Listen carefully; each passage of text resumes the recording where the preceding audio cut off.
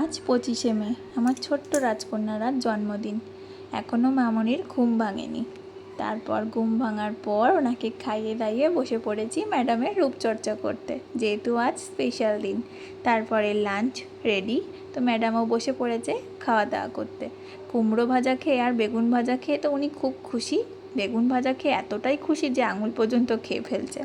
তারপরে একটু দই খেলেন আর আমি একটু পায়েস খাইয়ে দিলাম। দ্বিতীয়বার বললাম আর একটু খা, না উনি আর খাবেন না, ওনার পেট ভরে গেছে।